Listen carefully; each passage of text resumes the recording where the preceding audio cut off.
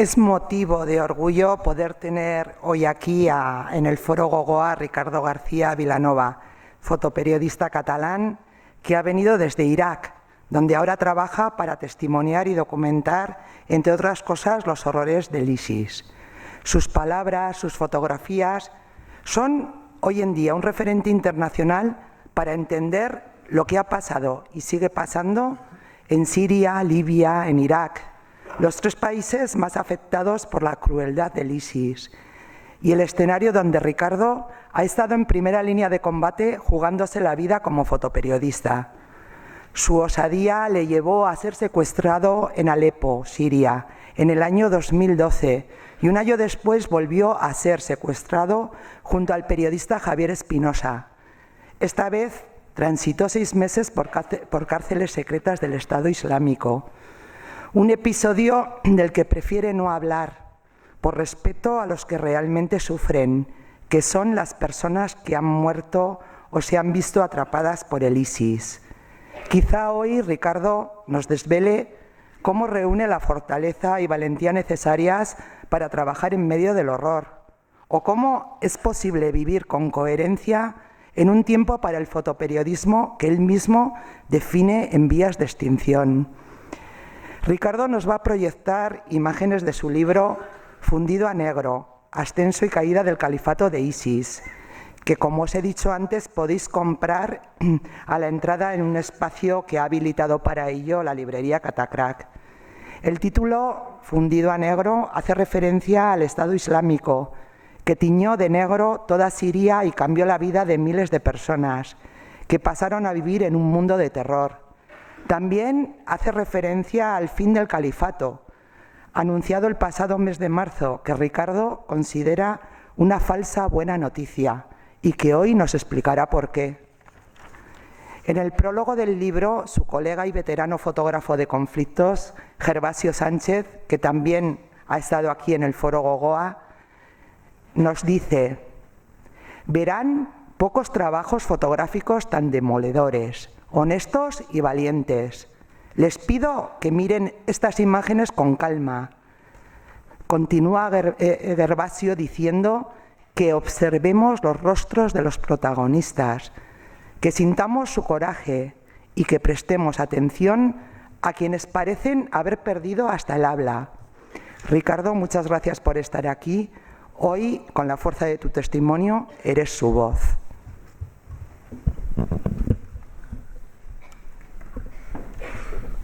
Ya está.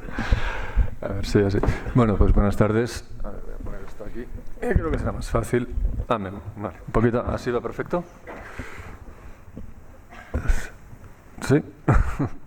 Bueno, pues buenas tardes. Yo lo que quería, básicamente, bueno, era dividir la conferencia en 4 bloques. Uno que será ética y periodismo, otro que es el estado, digamos, actual del fotoperiodismo, un tercero de cómo se empieza a trabajar en esto y cómo uno se mueve en este tipo de zonas y cómo se trabaja, y después un cuarto bloque que sería lo que es Estado Islámico en sí, cómo se crea y todas las implicaciones que actualmente tiene, ¿no?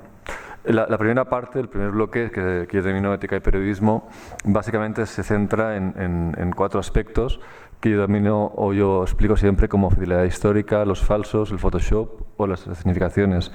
Entonces, a partir de aquí he traído unos ejemplos gráficos para que vean un poquito lo que es cada cosa, sobre todo en el tema de significaciones. Por ejemplo, si yo les muestro esta fotografía, imagino que cualquier persona que está aquí presente pues imagina que es un frente de guerra o es una zona de combate o es una zona, digamos, en el cual pues existe un tipo de tensión, ¿no?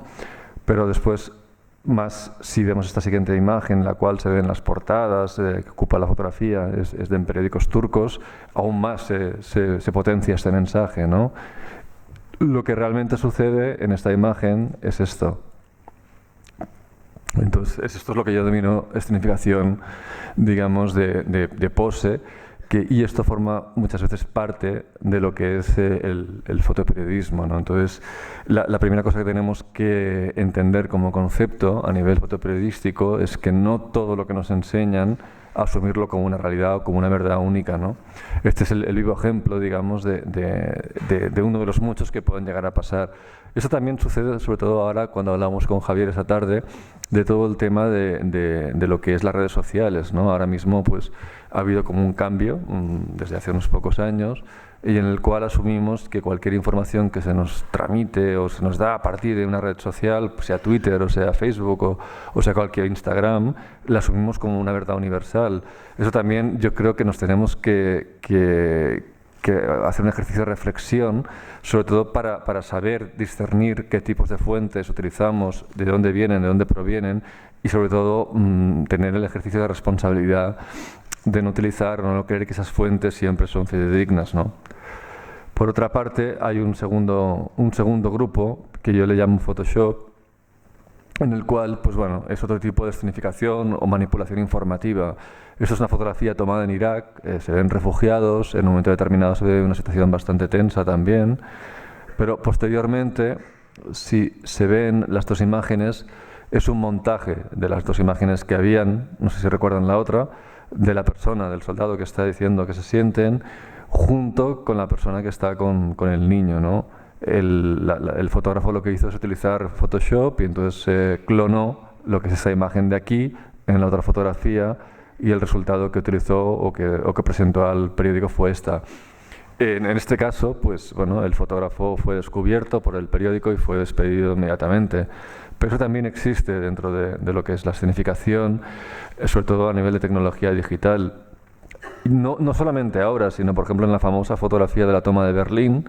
Esto también es otro tipo de montaje, no con Photoshop, porque evidentemente en aquella época no habían ordenadores, pero que sí que se utilizaban, por ejemplo, técnicas de laboratorio en las cuales pues, se cambió la bandera.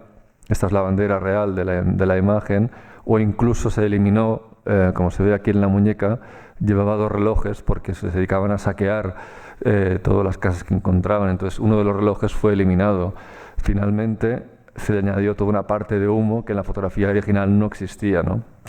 Eso también forma parte de todo lo que hablábamos un poquito de la manipulación, de la imagen, de la información, ¿no? Sobre todo, yo creo que la idea principal de este bloque es no asumir, no dar por válido todo la información que nos dan, que nos enseñan siempre como algo, una verdad universal, ¿no? Hay otra parte que es la fidelidad histórica, que también es súper importante, porque muchas veces asumimos que una fotografía real, en este caso lo es la toma de Iwo Jima por parte de los americanos, pero esta fotografía no es la fotografía que realmente ilustra ese día. O sea, la fotografía que realmente se hizo en la toma de la isla fue esta. Lo que pasa que esa foto no reflejaba la fuerza ni tenía exactamente el mensaje que querían transmitir.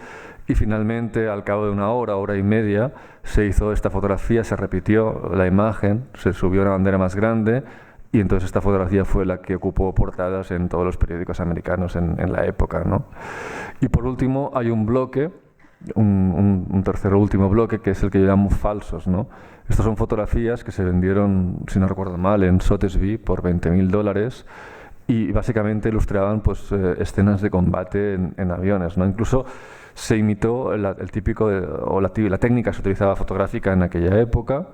Se vendieron estas tres fotografías por $20.000 y luego se demostró que eran maquetas y que habían falseado, digamos, sobre todo a nivel de técnica fotográfica, a nivel de imagen, todo lo que era la escenificación, ¿no? Básicamente yo creo que todo se reduce a estos cuatro grupos que explicaba ahora, lo que es las escenificaciones, el Photoshop, los falsos y la fidelidad histórica. Eso forma parte de lo que yo llamo la ética periodística. Entonces yo creo que esos cuatro ejemplos sirven muy bien, sobre todo para reflexionar en cuanto al tema de la información, porque no nos olvidemos que los medios al final siempre están condicionados por motivos o bien económicos o políticos o religiosos, que la mayoría de los medios obviamente son medios privados, son medios que tienen o buscan un interés o un beneficio, y que ese beneficio forma parte, digamos, de todo la encrucijada que buscan para obtener o para tener más ventas y que evidentemente pues todo eso da una orientación siempre a la información de la cual tenemos, ¿no? En cuanto a la ética y el periodismo, sobre todo yo creo que lo más importante de cara a nosotros, de cara a lo que hacemos o a las personas que trabajamos en el tema de zona de guerra o zona de conflicto, es el respeto y la empatía. El respeto porque, bueno, porque trabajamos con dolor ajeno, o sea, lo más importante cuando entras en un contexto donde hay un sufrimiento por parte de un sector o de personas es evidentemente no olvidarnos que esa persona o esas personas están sufriendo, tienen una situación extremadamente, digamos, deshumanizada porque se encuentran en situaciones de desamparo absoluto, y lo que tenemos que hacer es intentar que nos acepten. La forma de que nos acepten, yo siempre en ese sentido explico lo mismo, ¿no? Yo creo que lo importante y lo necesario es gastar tiempo, es estar con ellos, es que se olviden de que tú eres periodista o que eres fotógrafo, y eso se consigue básicamente con tiempo. Lo que tienes que hacer es estar ahí, y al final llega un momento en el cual ellos se olvidan totalmente de que tú eres periodista, de que eres fotógrafo, y es cuando realmente ese trabajo y esas imágenes tienen la fuerza necesaria como para ilustrar todo el drama que ahí sucede, ¿no? Y después la empatía es un segundo elemento que yo considero que es súper importante desde la perspectiva de que, como dijo Kapuscinski, es un error escribir sobre alguien con quien no se ha compartido un tramo de la vida. O sea, necesitas compartir esa experiencia, porque difícilmente puedes hablar de alguien que sufre si no has visto esa experiencia, ¿no? Difícilmente puedes hacer una imagen de alguien que está, ¿no?, que está pasando por todo eso si realmente no te has hecho partícipe de todo eso, ¿no? Yo lo que me gustaría enseñarles un poquito es las imágenes del libro, comentarlas por encima, muy por encima. Creo que hay una forma, a ver, perdón, aquí, perfecto. Bueno, muy brevemente voy a explicar un poquito cómo se crea Estado Islámico, y sobre todo explicar un poco por encima de lo que es las imágenes. Estado Islámico, o lo que es la guerra de Siria, empieza en 2011, forma parte de todo lo que es la primavera árabe, viene condicionado por otros países que en un momento determinado se sienten pues, con el empuje necesario como para tener su propia revolución. Y bueno, Siria es uno de esos países en el cual pues, está herméticamente cerrado porque tiene una dictadura que forma parte ya de 2 generaciones de familias, tanto el padre como el hijo, y a partir de aquí, pues bueno, la sociedad civil en un momento determinado se plantea un cambio de apertura, un cambio que intenta consolidar una libertad, sobre todo a los jóvenes, un poquito a toda la sociedad que se ha visto, pues, excepto la sociedad privilegiada que formaba parte del entorno político de la familia Assad, el resto estaba, digamos, condicionado por todo lo que pasaba con la corrupción, sobre todo, y con el tema de las torturas y desapariciones que existían, ¿no? En un primer momento, bueno, son manifestaciones pacíficas, yo recuerdo al principio en 2011, y no es una guerra sectaria, no es una guerra como la que se conoce ahora, ¿no? Había armenios, había cristianos, había sunitas, había chiitas, había kurdos. Era una sociedad cohesionada totalmente para generar ese cambio. Eran manifestaciones absolutamente pacíficas, y lo que sucede es que el gobierno en ese momento responde con una masacre, empieza a matar civiles de forma indiscriminada, y bueno, pues esto tiene un punto de inflexión en el cual ellos en un momento determinado pues bueno, empiezan a coger armas, empiezan a desertar soldados del propio ejército del régimen de Assad, del gobierno de Assad, y se unen a esa revolución, ¿no? Todo eso desemboca obviamente en la guerra que tiene actualmente ese país y que involucra a otros países, y también desemboca sobre todo en el nacimiento del Estado Islámico.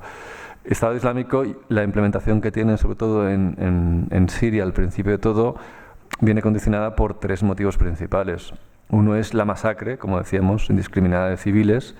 Eso sucede porque no hay una respuesta de la comunidad internacional ni de la Liga Árabe. Nadie en un momento determinado intenta proteger a esos civiles, intenta crear una zona de no-fly zone para protegerlos, con lo cual al final los civiles tienen la opción de intentar huir, quedarse o morir, o intentar quedarse y luchar.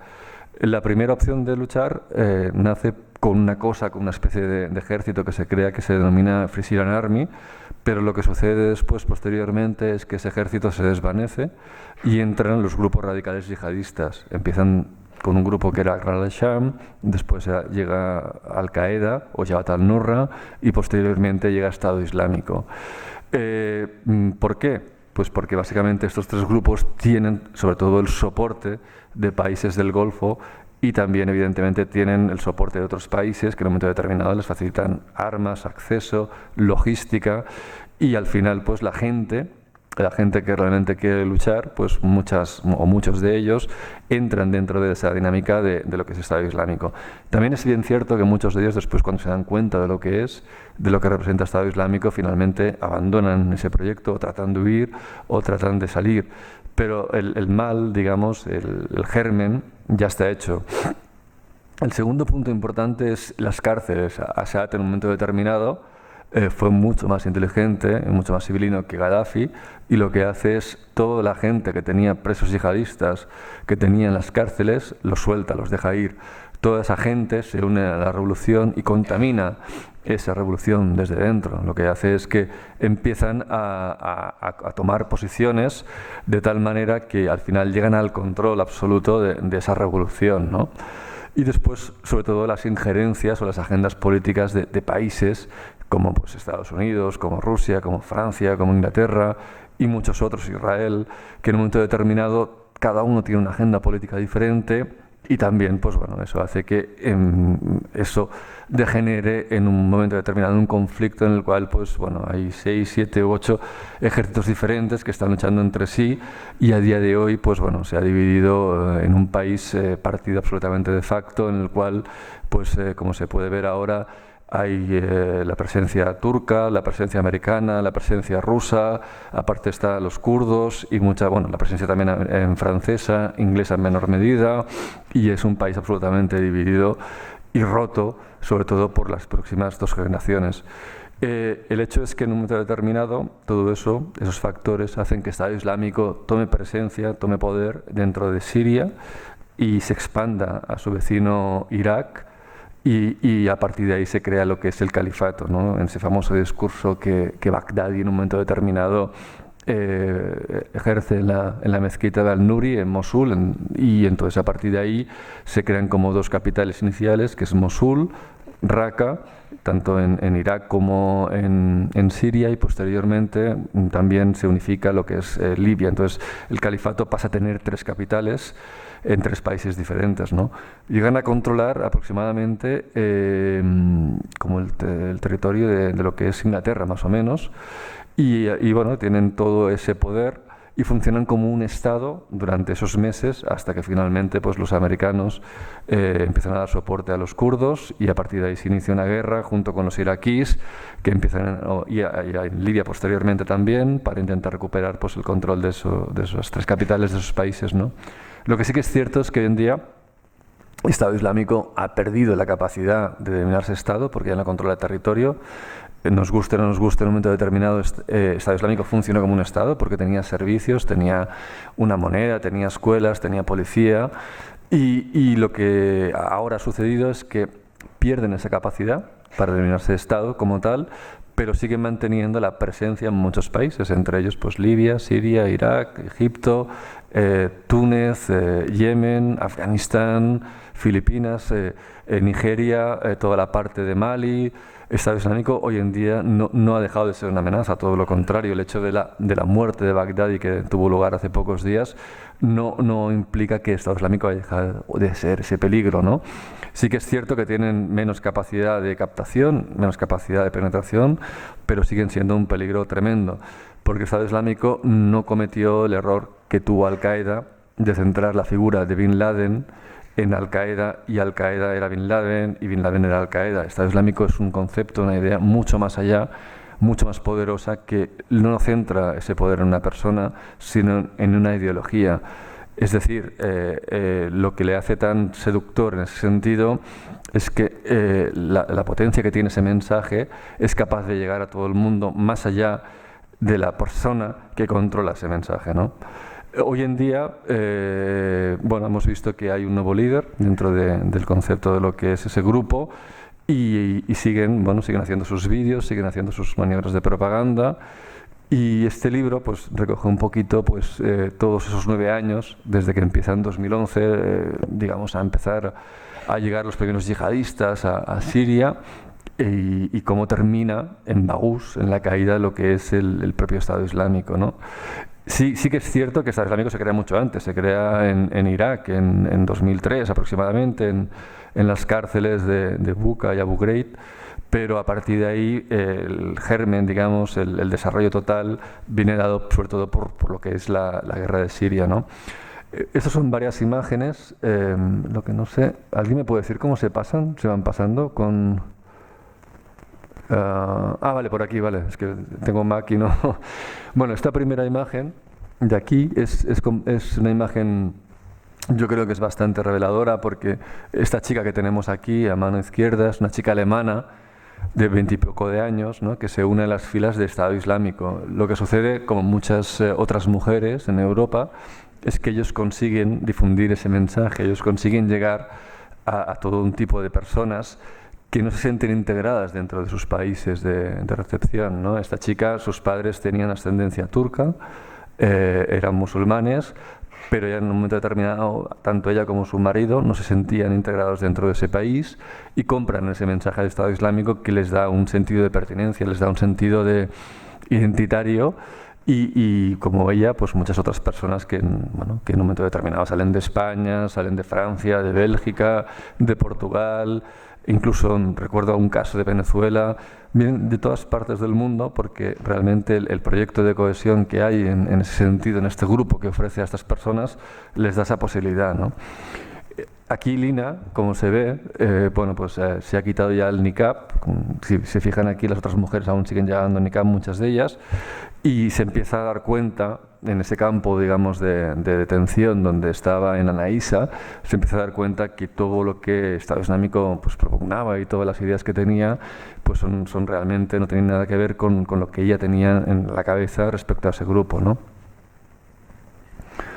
Esta es una fotografía hecha en la caída de Baghouz, son los últimos días del califato, es el último día del califato y bueno, básicamente ellos acabaron viviendo en tiendas de campaña, acabaron viviendo en una explanada como si fueran refugiados. El último reducto, digamos, que queda este año, en marzo de 2019, es un reducto prácticamente de un par de kilómetros cuadrados en el cual se concentran todo de coches y tiendas de campaña, ¿no? Y esto forma parte de los últimos combates que suceden esos días.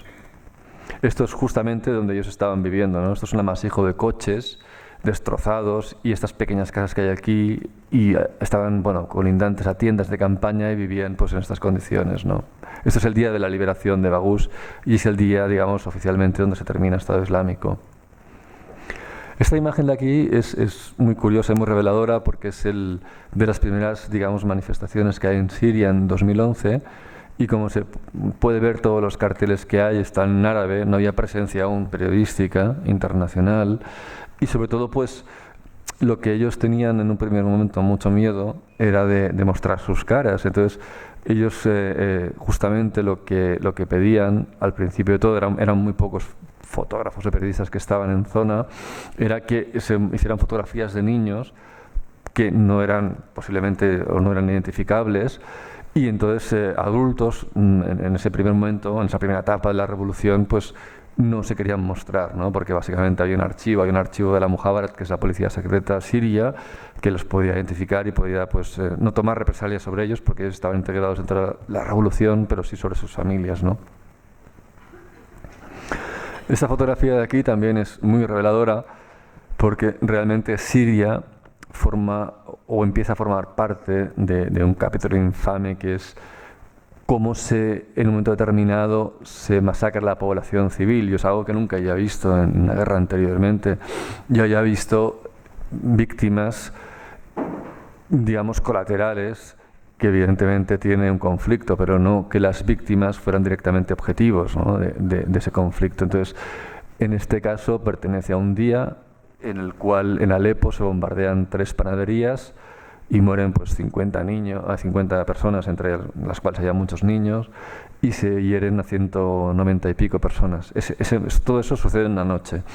Entonces, bueno, es evidente pues que había gente, habían espías, ¿no?, que determinaban las posiciones de esas panaderías porque en ese momento no había comida en la ciudad, no había nada más que pan y poco más, y empiezan a bombardear esas colas de gente esperando, ¿no? Esperando pues ese pan, y estos 2 niños acaban de perder a su padre. Bueno, no tienen realmente, la fotografía parece mucho más de lo que es, tienen pequeñas esquirlas de metralla, salvaron la vida, pero no los otros 50 que murieron en esa noche, ¿no? Este de aquí, pues exactamente lo mismo. O sea, yo vuelvo a insistir, Siria es el primer conflicto en el cual veo sobre todo esa barbarie enfocada al tema de los niños, ¿no? Este niño concretamente, pues bueno, iba con un padre que estaba cruzando la calle en Alepo y en un momento determinado un helicóptero pues dispara un cohete, el padre muere, el niño no lo sabe y pierde parte de la oreja y toda esta parte de aquí, ¿no? Y está en un hospital, en el sótano, precisamente para protegerse de los bombardeos, y justamente en ese momento pues no había luz, porque la luz prácticamente era inexistente en esas condiciones. Entonces habían generadores, pero no todo el momento, todo el tiempo pues había esa capacidad de generar, sobre todo por el tema del combustible, con lo cual pues bueno, los médicos muchas veces utilizaban este tipo de frontales, ¿no? Esta es una escena de combate en Alepo, al principio de todo, esto debe ser en julio de 2012.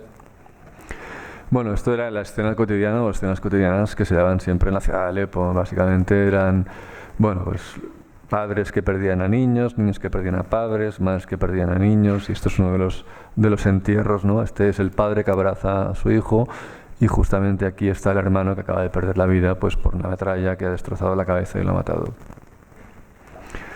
Esta fotografía también es súper significativa. Esto está hecho en Homs y para mí pues también fue un punto de inflexión realmente ver esto, ¿no? Porque era un niño que estaba jugando, un niño de 11 años que estaba jugando a fútbol y un francotirador le disparó en la cabeza. Entonces realmente cuando ves este tipo de cosas, que nunca antes haya presenciado en un conflicto, que las víctimas, digamos, fueran víctimas directas y sobre todo niños, te das cuenta que estás en otra absoluta dimensión de lo que es la barbarie, ¿no? Una escena más de Alepo, un padre que acaba de perder a su hijo. Es una historia muy dramática porque también este chico intentó salvar a un niño que estaba herido, entonces el helicóptero volvió y cuando estaba pues tratando de llevarlo en brazos al hospital, pues mató a ambos. Estas son las manifestaciones que habían al principio en la ciudad de Alepo. Bueno, pues se manifestaban hombres, mujeres, cuando aún todavía no existían, bueno, todos esos combates que después empezaron a dar, ¿no? Para lo que era la liberación de la ciudad. Estos son de los primeros yihadistas que hay. Estas dos personas de aquí, pues son tanto este de aquí, como este de aquí, son de Estado Islámico. En un primer momento, hablamos de 2012, habían grupos que estaban dentro de la ciudad de Alepo, sobre todo de la Al-Qaeda, tenían una presencia muy importante, pero en un momento determinado pues lo que sucede es que Estado Islámico empieza a entrar dentro de esa ciudad. Estado Islámico, como he dicho antes, era un grupo que había aprendido de los errores de pasados, anteriores, de otros grupos terroristas, y ellos lo que hacían en un primer momento era sobre todo mostrar una cara muy, muy amable de lo que era o lo que iban a hacer de su proyecto, ¿no? Después sacaban o mostraban lo que eran en realidad, pero en un primer momento la gente les aceptaba por eso, ¿no? Porque repartían mantas, porque repartían comida, porque hablaban de religión, porque intentaban mostrar esa cara, digamos, amable a la población civil, ¿no? Y también recuerdo que en un primer momento en la ciudad de Alepo muchos de ellos eran sirios y había como dos facciones, uno que era la parte siria y otro que era la parte, digamos, extranjera, que venía de países del Golfo o venía de países de Europa, ¿no? Lo que sucedió es que, bueno, se quedaron, o toda esa gente tomó el control y los sirios quedaron relegados al escalafón, digamos, más bajo de lo que era el ISIS. Esta imagen de aquí es tremenda también. Eso son las cuevas de Idlib, eran como unas 400 o 500 personas. Y bueno, básicamente vivían en cuevas porque habían perdido todas las casas en bombardeos y era pleno invierno. Realmente el frío es demoledor, es como aquí, quizás más, yo diría que incluso hace más frío en Idlib que no aquí en Pamplona. Y bueno, no tenían calefacción, sin electricidad y nada, y vivían protegidos en unas cuevas naturales que habían, pues todas esas personas, ¿no? Y forma parte de esa imagen de los niños que estaban viviendo ahí. Esto es un hospital improvisado en Homs y bueno, pues no habían hospitales, no habían sido destruidos. También por primera vez, además de ver cómo se masacraba la población civil, lo que se hacía también era buscar, sobre todo, y destruir los hospitales. Lo que trataban de hacer, sobre todo con esto, era destruir la moral, los accesos y, sobre todo, romper o fracturar cualquier tipo de esperanza que tuvieran de enfrentamiento, ¿no? Entonces era la forma de hacerlo, y buscar, sobre todo, objetivos de hospitales, porque así cuando habían heridos no había posibilidad de curarlos, ¿no?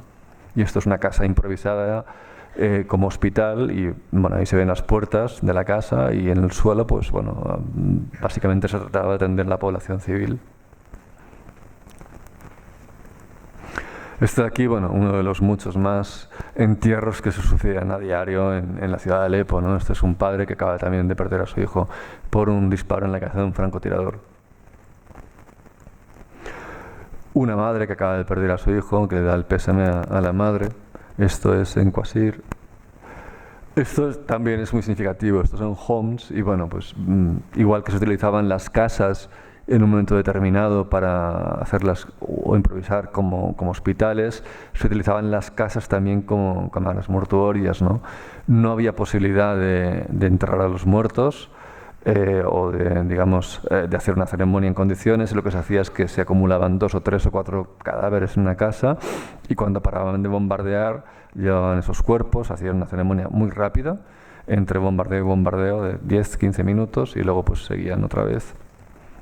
Es una casa también particular, el comedor de una casa particular. Bueno, estos son 2 niños que están, esa niña concretamente, sobre todo, se ve con los ojos que está llorando del pánico que sentía de cada vez que los helicópteros llegaban y bombardeaban. Otro niño que muestra, bueno, pues todos los proyectiles que se utilizaban. Normalmente lo que hacían era que entraban en las poblaciones, básicamente las rodeaban, mataban, pues bueno, 10, 15, 20 personas, sembraban el terror, estaban un par de días y se iban, ¿no? Y concretamente, pues bueno, aquí hay un féretro que es el hermano de este niño, y muestra todos los proyectiles que se han utilizado pues para entrar en esa población, ¿no? Desde morteros a balas de pequeño calibre o balas de gran calibre que se utilizan en metralladoras que se llaman Duska. Esta es una escena cotidiana de combates también. Otro de los hospitales que se utilizaban, que bueno, fue bombardeado, fue destruido, y una vez más pues los heridos se acumulaban en el suelo, en el hall del hospital, ¿no? Porque no había espacio, todas las plantas superiores estaban totalmente destruidas. Una familia, esta es la madre y los 3 niños que acaban de perder a su padre, también en Homs. El padre pues nada, estaba cruzando la calle, un mortero. Y básicamente, pues bueno, lo que decía antes, los entierros duraban 10-15 minutos y la niña le está dando un último beso al padre. Un hermano y un padre que ha perdido a su niño. Esto es un proyectil de tanque que disparó contra una casa, y el hermano pues murió. Esto forma parte de las primeras imágenes de la revolución, y aquí ya es cuando la gente adulta empieza a dar la cara, porque ya siente que ya no hay vuelta atrás, ya siente que está todo perdido, y ya sienten que ya no importa mostrar sus caras, porque realmente toda la población que estaba, digamos, en esos sitios concretamente donde empieza toda esa revolución, pues ya da soporte abierto a todo lo que sucede. Estas son escenas cotidianas de interiores de casas vacías, abandonadas, destrozadas. Esto, por ejemplo, era un hospital, formaba parte de un hospital, el hospital de Deir el-Zor, totalmente destruido, como se puede ver. Esto de aquí era la recepción, la parte de aquí. Esto es Kobani, también una ciudad que quedó destruida en un 80%, quedó totalmente arrasada. Kobani es un punto importante del conflicto contra el Estado Islámico, porque es la primera ciudad que ellos pierden en un momento determinado. También otra escena de Kobani. Esto es otro hospital. Esto es un hospital que aquí se ve una cuna de un niño, y esto está hecho en Libia. También, pues lo mismo, exactamente, eran objetivos. Esto es una de las cárceles del Estado Islámico.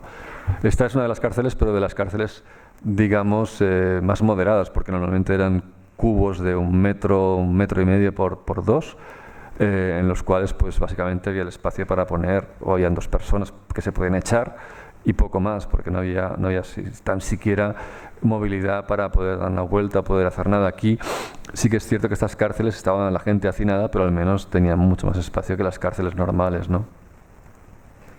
Esta es una de las escenas de destrucción en Raqqa. Eso fue también una de las capitales que Estado Islámico en un momento determinado pierde. Esto es una de las escenas cuando Estado Islámico abandonaba normalmente las poblaciones o las perdía, ponía bombas trampa. En este edificio concretamente yo recuerdo perfectamente que habían como 6 bombas trampa. Lo que hacían era que ponían como hilos de pescar y entonces, bueno, pues en puertas, en pasillos, en ventanas. Incluso recuerdo que cuando tenías que subir el primer piso y se habían puesto como una especie como de tarima, porque el suelo estaba como hundido y ahí había una bomba trampa de tal forma que si tú pisabas la tarima explotaba, entonces tenías que saltar de aquí a aquí para llegar al primer piso, ¿no? Y esto es un artificiero que intentó en un momento determinado pues desactivar una bomba, no la vio porque había otra bomba, una segunda bomba en la escalera y bueno, pues evidentemente le reventó y murió. Esto de las ansias, esto forma parte o ejemplariza sobre todo las ansias que tenía el Estado Islámico de controlar el mundo, ¿no? Ellos buscaban como proyecto recuperar el antiguo califato, entre ello incluía también España, el antiguo Andalus, ¿no? Y aquí se ve un mapa de Libia con toda la silueta del Estado Islámico. También recuerdo, por ejemplo, en Mosul, una cosa que me llamó mucho la atención, un gran mural de Roma, del Vaticano, y todo teñido con imágenes del Estado Islámico y gente del Estado Islámico que estaba llegando a Roma, ¿no? y que tomaba Roma, y también recuerdo, por ejemplo, otro de París. Esto forma parte de propaganda que repartía el Estado Islámico. Estos son los libros que repartían a niños. Esto es un libro para niños de 5 a, si no recuerdo mal, a 10 años. Y eso es la portada del libro. Eso es lo que les enseñaban, básicamente, cómo luchar, cómo matar, cómo... Todo se basaba en la violencia, ¿no? Y en el odio, sobre todo, a todo lo que no formaba parte de su grupo.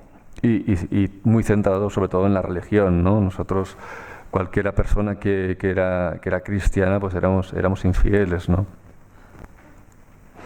Eso es una imagen también de destrucción, esto concretamente es Raqqa. Esto es del El Zor, también otra ciudad pequeña. Bueno, yo creo que esta fue casi en un 60-65% totalmente dañada, ¿no? Eso forma parte de Mosul, también un frente de guerra en Mosul. Esto es Mosul, parte de la ciudad vieja, como que totalmente arrasada, no se ve absolutamente nada ya, no hay ninguna estructura que quede en pie. Bueno, estos son refugiados que tratan de huir, ¿no?, de la ciudad de Sirte, y concretamente, pues bueno, esta familia ha estado viviendo con Estado Islámico y explicaban un poquito pues todo lo que vieron de ejecuciones y todo lo que pasaba cuando Estado Islámico pues tenía o aplicaba la Sharia, ¿no?, que era la ley, digamos, islámica, que básicamente lo que hacían era torturas, ejecuciones y todo ese tipo de cosas que han visto todos ustedes en vídeos y en noticias, ¿no? Este es el Estado Islámico, esto es uno de las personas que vino a luchar normalmente en Libia. Concretamente fue algo muy curioso porque venía gente de Centroáfrica, Sudáfrica, ¿no?, de la parte del África Negra, y se unían al Estado Islámico, y muchos de ellos ni tan siquiera sabían leer, ni tan siquiera hablaban árabe, ¿no? Entonces fue algo también muy sorprendente ver cómo ese tipo de personas simplemente se integraban en las filas del Estado Islámico por unas creencias básicamente puramente económicas, ¿no? El Estado Islámico en ese sentido jugó bien sus cartas porque empezó a captar a gente también desde la perspectiva a nivel económico. Les pagaban un sueldo de 150 o 200 dólares, que en ese momento, para lo que era ese país y otros países, pues era una fortuna. Eso forma parte también de unos niños que en un momento determinado pues acaban de escapar de una población que estaba controlada por el Estado Islámico, y bueno, esto realmente era muy peligroso, sobre todo para las personas que los acogían, porque lo que sucedía era que muchas mujeres iban con cinturones explosivos. Entonces cuando llegaban, como iban vestidas con el niqab negro, lo que se encontraban era que como no había mujeres suficientes como para poder registrarlas, pues se inmolaban, ¿no? Entonces normalmente mataban al soldado de turno o quien hubiera, y se llevaban por delante pues a todos los pobres niños o las mujeres que habían a su alrededor, ¿no? Esto es un coche bomba de Estado Islámico que acaba de explosionar, y aquí se ve pues a unos soldados que corren a refugiarse porque llega un segundo coche bomba y corren justamente pues a refugiarse detrás de este muro. Esto es una escena de combate en Libia, en la batalla de Sirte. Estos son dos yihadistas muertos en la batalla de Kobani. Bueno, esto es una escena de Peshmerga, de los kurdos en la batalla al principio de todo de Mosul. Este es el día de la liberación de Libia, cuando en un momento determinado pues cae Sirte y se libera de lo que es Estado Islámico y deja de ser, en ese sentido, pues la capital, ¿no? Sirte es la primera ciudad o la primera capital que se libera. Una mujer kurda llorando a su marido, son sus 3 hijos, en la batalla de Kobani, en el funeral. Un herido por un coche bomba en Sirte, en un hospital de campaña también improvisado bajo una tienda. Estos son refugiados que llegaban que venían al principio de todo de la batalla de Mosul, ¿no? Y lo que pasaba es que ellos intentaban llegar a un punto en el cual le recogían los camiones y después esos camiones los transportaban a una zona segura, y a partir de aquí explicaba lo que pasaba antes, que estos sí que eran refugiados, pero muchos de ellos lo que hacían es que se inmolaban, ¿no? Y bien no sabías en el camión quién iba a llegar o qué iba a pasar. Eso es el cuerpo de un yihadista muerto de Estado Islámico. Está hecha en el aeropuerto de Mosul. Esto es un aeropuerto, todo destruido, y estos son los refugiados que intentan abandonar la ciudad.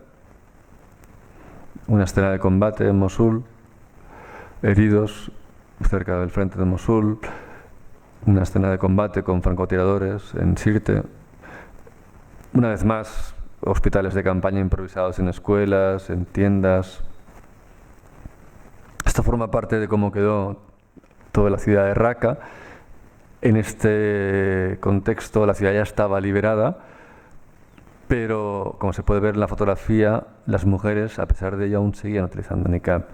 O sea, no hay que olvidar que la liberación de muchas ciudades que estaban bajo el yugo del Estado Islámico no significó la desaparición del Estado Islámico, porque el Estado Islámico tenía muchos simpatizantes dentro de esas ciudades, ¿no? Muchos de ellos se quedaron porque daban soporte a ese proyecto. Entonces, lo que sucedió, o lo que sucedía ahora, sobre todo con toda la guerra que hay en Siria de nuevo, sobre todo en la parte norte de Siria, pues es que las células durmientes y todas esas simpatizantes que en un momento determinado pues dieron ese soporte, pues lo vuelven a hacer ahora, y por eso hay otra vez coches bomba y explosiones, asesinatos, ¿no? Esta mujer concretamente, pues bueno, obviamente pues siguiendo con el niqab, y estos son, si no recuerdo mal, creo que eran 2 meses después de la liberación de Raqqa. Estos son yazidíes. Los yazidíes fueron también una de las minorías más masacradas por el Estado Islámico el día de Año Nuevo, básicamente porque adoran a un sol, entonces ellos los consideraban satánicos. Esto es una escena de combate en Mosul. Esto es un coche bomba, uno de los coches bomba también que utilizaban en Libia. Este caso es tremendo porque hicieron como una zona segura para civiles, y en un momento determinado llegaron 2 familias con 2 coches y las 2 familias se inmolaron, llevaban niños dentro y todo. Y entonces, bueno, pues esto es los 2 coches bomba, como lo que quedaron de esos 2 coches bomba, y llegaba un tercer coche bomba, lo que pasa que luego lo pudieron detener al final y no llegó a explotar, que el objetivo era matar a toda la gente que estaba aquí ayudando a la gente, a los heridos. Esto es un francotirador en Sinjar, en las montañas de Sinjar. Esta es una familia que, bueno, al principio de todo lo que sucedía en los primeros meses de la guerra es que trataban de huir de forma escalonada, ¿no? Sin que se notara demasiado, porque estaban todos amenazados de muerte. Lo que les pasaba es que si el Estado Islámico los pillaba abandonando cualquier población, normalmente los ejecutaba, ¿no? Entonces por eso venían en grupos pequeños y de noche, pero era realmente peligroso para ellos, ¿no? Una escena en un campo de peshmergas. Estos son francotiradores. Estos concretamente son cristianos. Hubo una unidad que estuvo bajo la liberación, sobre todo en todas las batallas, en Raqqa, en Baghouz, y eran básicamente cristianos. Es el MFS. Esto es una pequeña base, también ya con la integración de mujeres kurdas en la batalla también contra el Estado Islámico. Esto es en Sinjar. Esto es otra familia que ha perdido a seres queridos en Kobani. Otro de los heridos en un hospital improvisado de campaña. Esta imagen también es muy representativa. Esta muestra sobre todo el acoso y la persecución que tuvieron los cristianos. Esto es en Jordania, pero esta familia concretamente que hay aquí escapó de Mosul. En Mosul había muchos cristianos y los que tuvieron la suerte de poder escapar antes de que entrara el Estado Islámico, pues salvaron la vida. Lo que pasó después es que se quedaron todas sus casas y las marcaron con un signo que era el Nun y básicamente pues bueno, tomaron esas casas porque decían que los cristianos no tenían ningún tipo de derecho de vivir ahí, ¿no? Y esa familia concretamente tuvo la suerte de poder escapar y salvar la vida, ¿no? Y esta foto está hecha en Jordania. En Jordania hubo mucha gente, muchos cristianos que pudieron llegar en esa época, que pudieron escapar de Mosul. Un campo de refugiados en Oneisa, en una escena de combate, en Sirte, heridos en Mosul. Y bueno, esta foto realmente es significativa porque es el periodo o el fin de lo que es el califato como tal. Realmente el califato cae en marzo de este año, en 2019, pero la esencia o el poder de lo que fue el califato, lo que representó el califato, para mí se reduce a esta imagen, sobre todo porque esto es la famosa mezquita de Al-Nuri, es donde Baghdadi hace el discurso de la programación del califato, no queda absolutamente nada, solo queda la puerta de entrada y una pequeña parte del marinete que está destruida.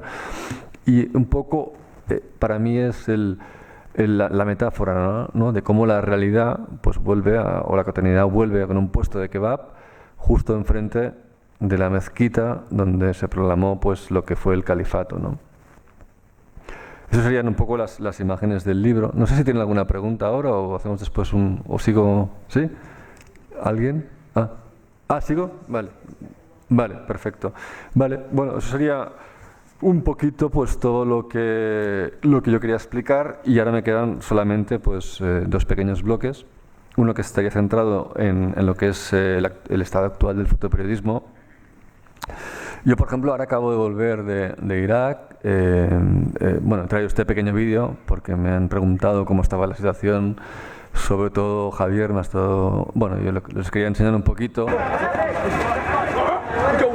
A ver, en Irak ahora mismo, hace unos meses, se salió de la guerra contra el Estado Islámico y ahora hay como una especie como de revolución, de manifestación, sobre todo pues está condicionada por una gran parte de la población de Bagdad. Y bueno, lo que está pasando es un poquito que se está masacrando a la población civil, como se puede ver en este vídeo. Estos son jóvenes, la gran mayoría de ellos universitarios, que no tienen trabajo, que no tienen ningún tipo de futuro, y lo que están intentando es recuperar esa esperanza o están intentando forzar a ese gobierno, que es un gobierno corrupto, a intentar pues darles una oportunidad, ¿no? Un cambio. Y en esta imagen, bueno, pues se ve como están totalmente desarmados en una de las calles de Bagdad y de repente pues les empiezan a disparar, ¿no?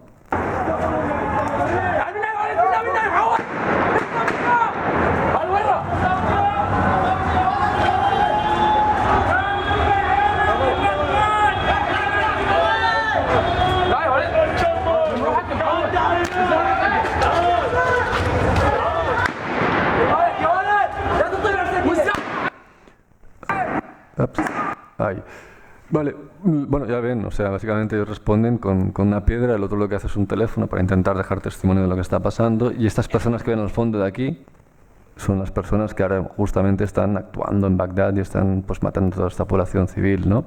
Ya llevan más de 300 y pico muertos.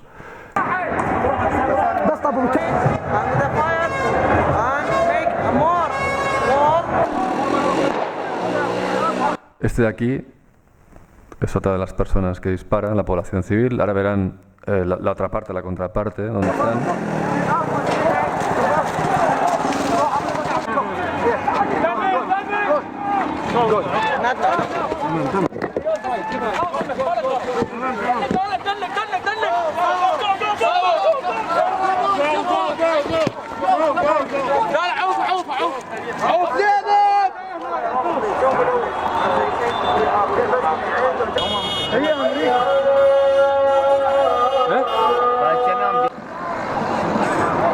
Y esta es la otra parte de la revolución, digamos, que hay como un frente, que es este, y a 500 metros te encuentras esto, que es como, bueno, la parte, digamos, donde la población civil, pues se han creado como jaimas, tienen asistencia para, en un momento determinado, si están heridos, reparten comida, cafés gratis. Este edificio de aquí es un edificio que se llama el Turkish Restaurant.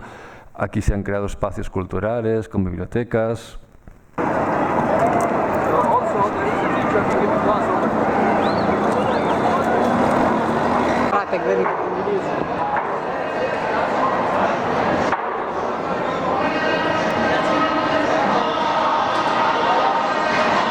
Este de aquí es un pequeño museo de todas las víctimas o parte de las víctimas que han matado estas últimas semanas. Este es uno de los puentes principales, este puente de acceso a la zona verde de Bagdad, y aquí se ve los manifestantes, la parte dividida, y aquí hay la parte del gobierno.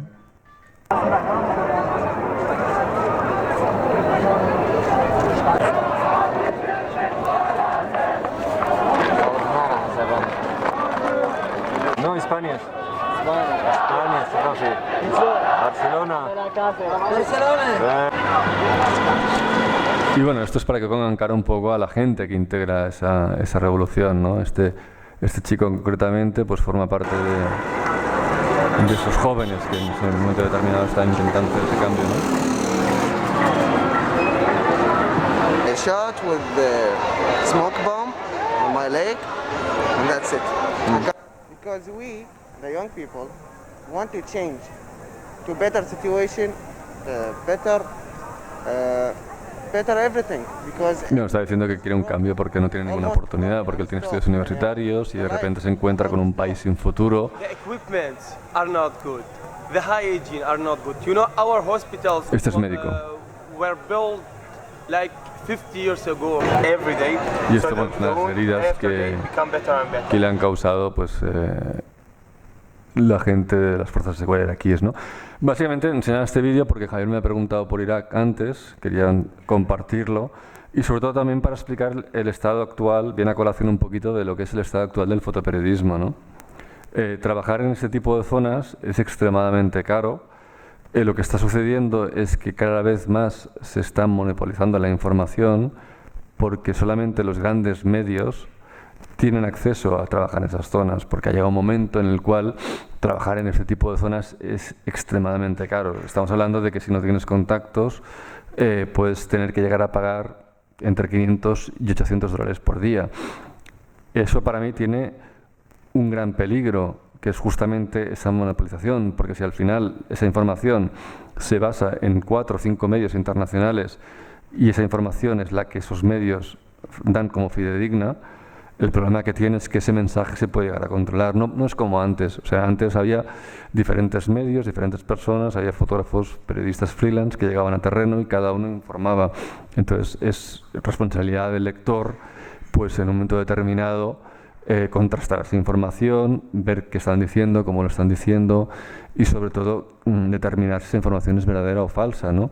Si finalmente la tónica o la política de lo que está pasando se traduce en el hecho de que el control o la manipulación de la información se centra en 3 o 4 medios, que son los medios que realmente van a poder pagar todo ese tipo de coberturas, significa que ese mensaje va a ser fácilmente controlable, ¿no? Y yo, para mí, eso es una de las cosas que hablaba con Javier antes, que es quizás más peligrosa que existe desde la perspectiva de que entendemos que lo que es el periodismo es un servicio social. O sea, la sociedad tiene derecho a estar informada, la sociedad tiene derecho a hacer o generar ese cambio, tiene derecho en un momento determinado a tener esa información, porque al final lo que hacemos como sociedad es mover gobiernos, mover una política internacional de nuestros países, y lo que hacemos es que esa política es la que determina en un momento determinado la actuación de esos países sobre terceros, ¿no? Si desconocemos esa información o no la tenemos o la basamos en información que va condicionada a unos grandes medios que tienen sus propios intereses, obviamente, de sus países o el que sea, estamos condicionando toda esa respuesta a esa manipulación de información. Y sobre todo, yo creo que esa es la gran problemática de lo que es, o cómo se ha traducido actualmente lo que es el periodismo internacional, ¿no? Cada vez es más difícil trabajar en terreno, cada vez es más complicado, cada vez es más caro, y tampoco no hay un interés real como había anteriormente, ¿no? Antes sí que quizás había una sensibilidad, ahora yo creo que también hemos llegado a una inmunización total porque estamos saturados de ver imágenes. Hay una globalización de la imagen, del mensaje que tenemos de forma diaria y que eso yo creo que en cierta forma nos ha inmunizado, ¿no? Porque ya no nos afecta, porque ya lo damos o lo consideramos como algo absolutamente normal. Yo creo que lo que tenemos que recuperar como sociedad es sobre todo esa sensibilización que teníamos anteriormente y ver que los problemas que ellos tienen son también nuestros problemas, que nuestros problemas son importantes obviamente, pero que existe una frontera, digamos, algo más allá de lo que tenemos aquí. La gran problemática para mí es que nosotros funcionamos por empatía. O sea, nosotros empezamos a hablar, por ejemplo, de Estado Islámico cuando empiezan a matar gente en París o en Barcelona, ¿no? A partir de aquí decimos, Estado Islámico es un problema, pero ya estaban matando gente mucho antes, ¿no? O empezamos a hablar de refugiados cuando empiezan a morir tratando de llegar a Europa, entonces lo consideramos un problema.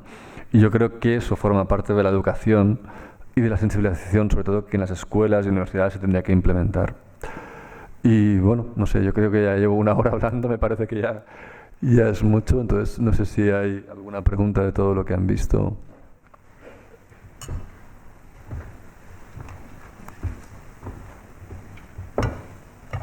Bueno, pues es el momento ahora sí de plantear todas las preguntas que queramos a Ricardo o, bueno, expresar qué nos ha surgido al ver las imágenes o aquello que queráis. Disponemos aproximadamente de 20 minutos. No, más. ¿Más? Pues más. Entonces, ¿hay alguna palabra? ¿Vale? Javier. Gracias, Ricardo, y a todos los que han venido con esta noche tan dura, ¿no?, a escucharte. Bueno, yo solo por abrir el coloquio para que la gente se anime, porque hay imágenes que dejan con la voz apagada. Tu postura actual ante las relaciones internacionales. ¿Hay alguna razón de esperanza o tenemos que instalarnos en un pesimismo definitivo? El choque de civilizaciones del que se habló y se vuelve a hablar ahora es inevitable. ¿Qué puede poner remedio a todo esto? Gracias. Bueno, yo lo que he visto estos últimos años es que sí que existe ese choque de civilizaciones, que cada vez las posiciones son más polarizadas y que es probable que de seguir así en pocos años estemos, como te he explicado antes, a mi entender, por lo que llevo viendo, la evolución que ha tenido todo en estos países y en otros muchos, estemos en unas nuevas cruzadas, ¿no? Se está utilizando la religión como herramienta de separación. Entonces, yo creo que eso es algo que aún estamos a tiempo de corregir, pero que lamentablemente ha llegado a un punto en el cual parece ser que estás con un bando o estás con otro, ¿no? Entonces, sobre todo eso lo vemos en el auge que está teniendo la derecha o la extrema derecha en Europa y todas esas posiciones, digamos, que se están creando en todo este tipo de temas, ¿no? Entonces, yo he visto una evolución. Yo, por ejemplo, recuerdo ciudades en las cuales pues tenían una apertura, tenían una sensibilización totalmente diferente a la que tienen ahora. Recuerdo gente que en un momento determinado viene a Alepo, ¿no?, y cómo esas posturas cambiaron al cabo de años de guerra, ¿no? Y ese es un riesgo que es importante, es latente. Yo creo que eso forma parte de algo que se puede llegar a dar si no se da esa educación, sobre todo, y se sensibiliza y se explica y se trata de integrar a todas esas personas que en un momento determinado se sienten excluidas, ¿no?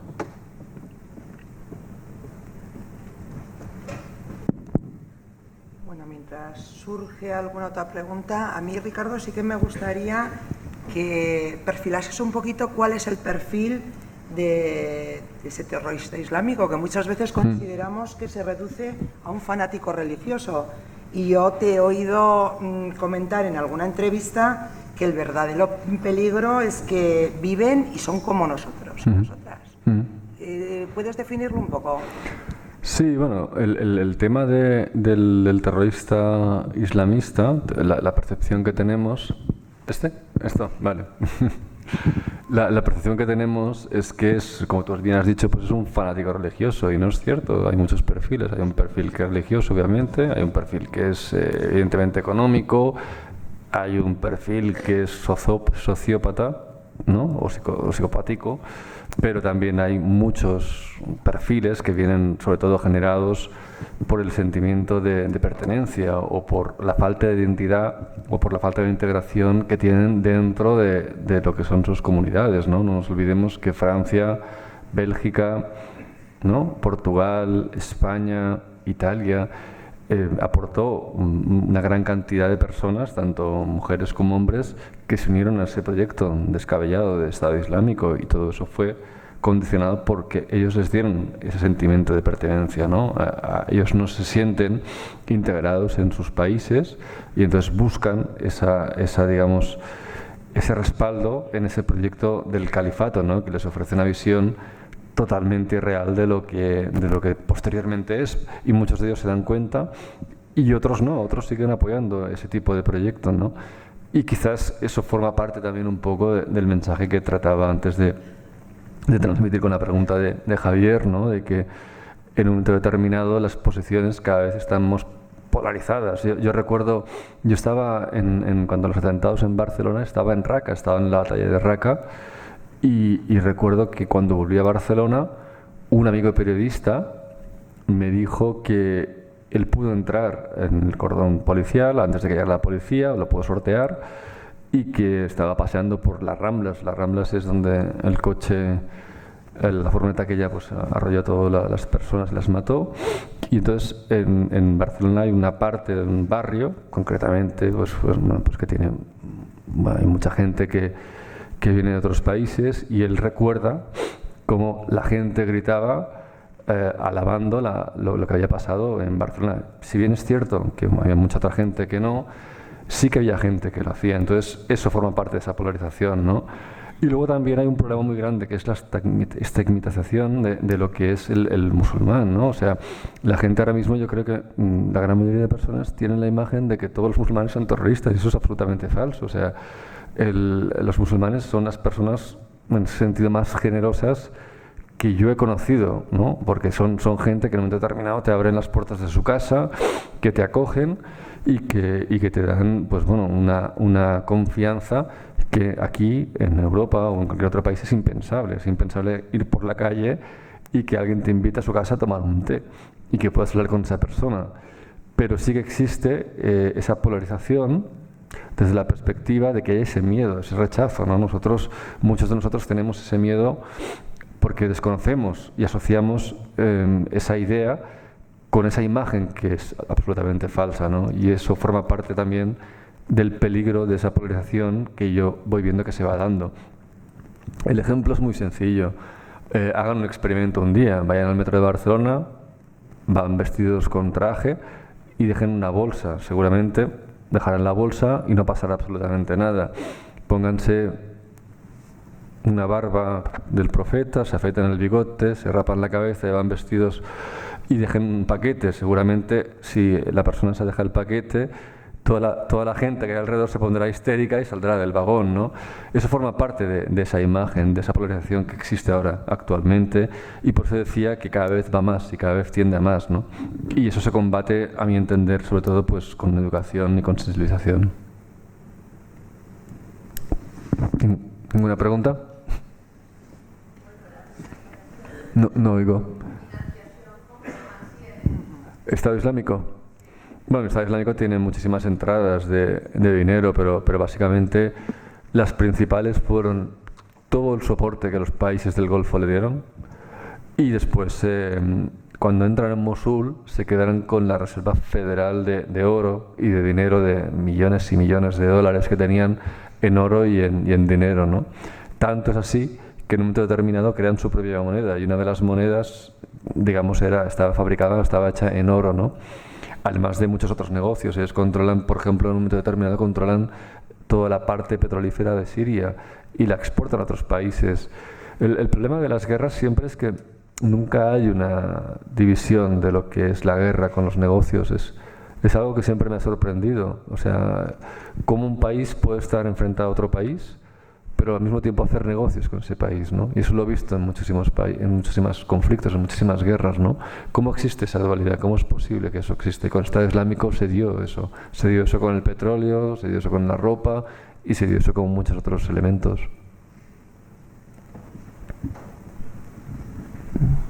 ¿Ninguna más? Vuelvo a preguntar yo. No, ahí hay un caballero. Venga. Sí. Muy bien, mejor.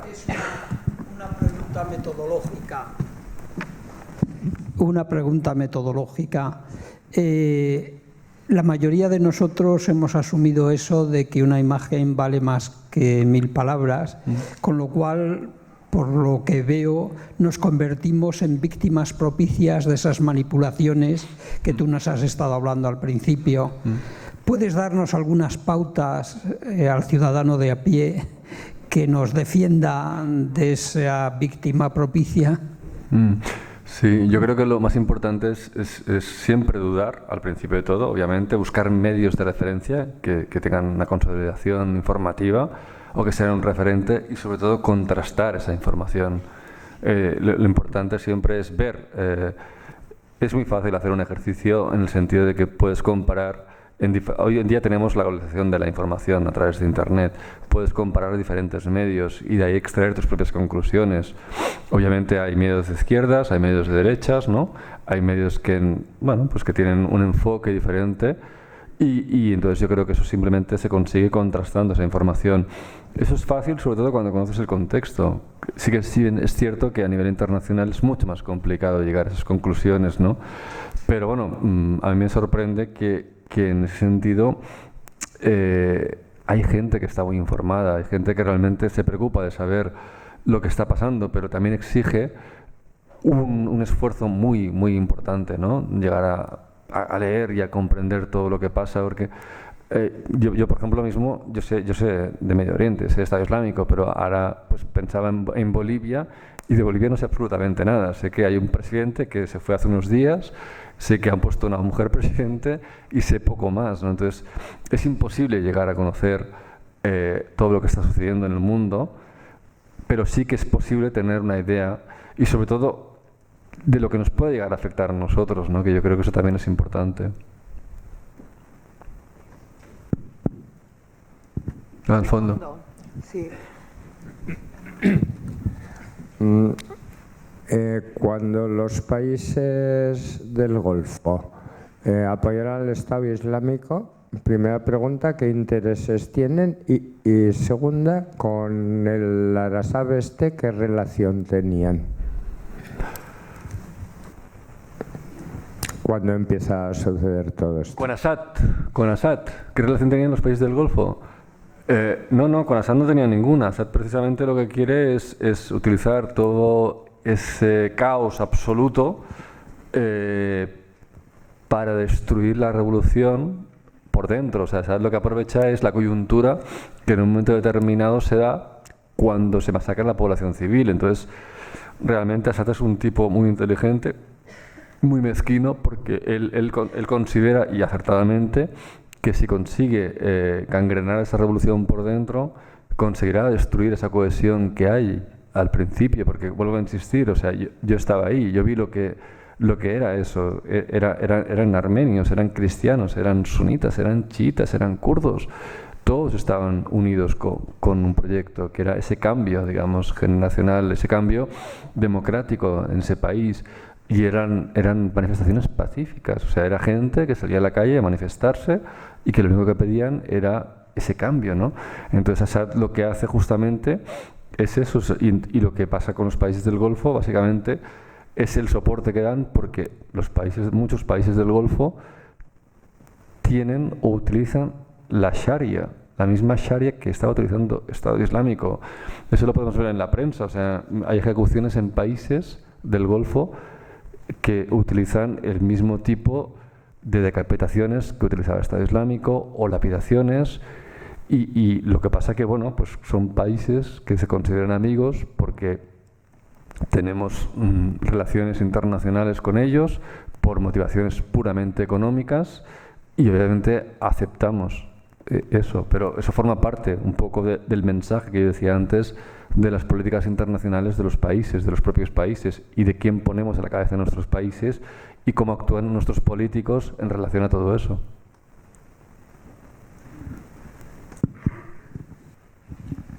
Allí. Ahí.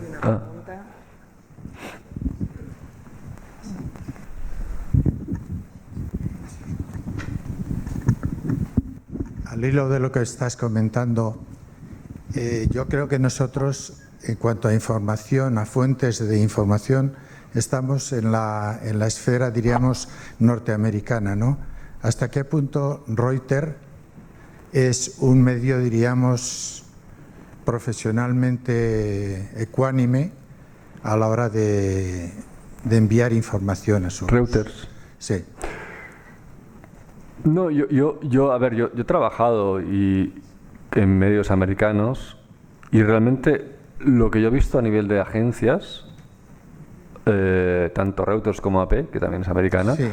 yo creo que son muy equilibradas. Yo creo que la información que realmente están ejerciendo, o al menos la que yo he presenciado, es real. O sea, ahora mismo en Bagdad, hace 2 días hubo un coche bomba. Era un coche bomba y me encontré con un fotógrafo de AP y un periodista que estaban ahí cubriendo también la noticia, ¿no? Entonces, yo después vi lo que habían publicado ellos y realmente era fidedigno a lo que había sucedido ahí.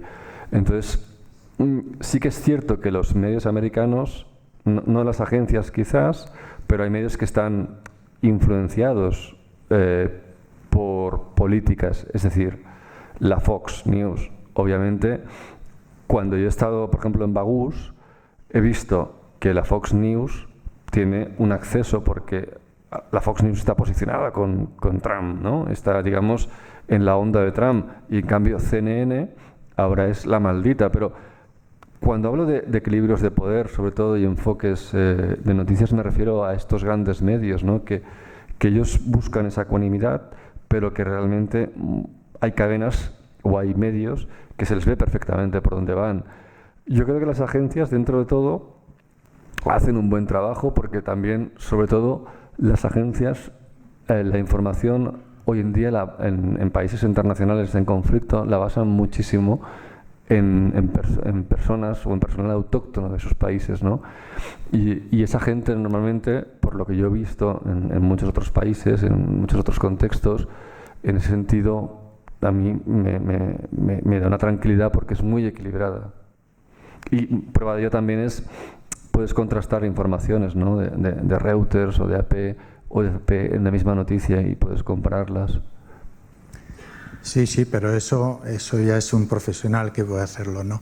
No, quería decir, entonces, más bien piensas que la tendenciosidad, diríamos... ¿Perdona, la qué? La tendenciosidad que muestran los medios, si es que parten de estas fuentes que en principio tú consideras que son ecuánimes, son más bien fruto, diríamos, de la responsabilidad de cada uno de los medios. ¿De la responsabilidad? Disculpa. De cada uno de los medios, es decir, de los intereses por supuesto, ideológicos o económicos que cada uno de ellos está defendiendo. Sí, yo pienso que sobre todo son los medios los que en ese momento tratan de manipular, utilizar esa información y enfocarla de una forma o de otra, ¿no? Hay medios que simplemente lo que hacen es reproducciones de notas de prensa de agencias, ¿no? Y literalmente las publican íntegras. O sea, yo he visto muchas veces, ¿no? Pues nota de AP, ¿no? Entonces esa nota pues aparece y se publica tal cual, de forma íntegra, o nota de Reuters o de France Press. Pero hay otros medios que no, que utilizan esa información para sus fines, ¿no?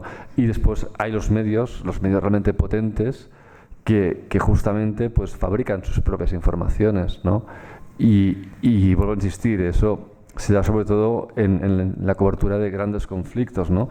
Por ejemplo, BBC para mí es un medio de referencia, es un medio ecuánime, es un medio que yo todas las veces que he estado con ellos, aparte he trabajado para ellos y he visto cosas que han hecho en terreno, estando yo ahí presente, después he visto lo que realmente han hecho y hacen un trabajo para mí pues reseñable y hacen un trabajo para mí muy recomendable porque ellos no se cortan en ningún momento de explicar que existe algo o que está pasando algo, independientemente de quién lo haga, ¿no?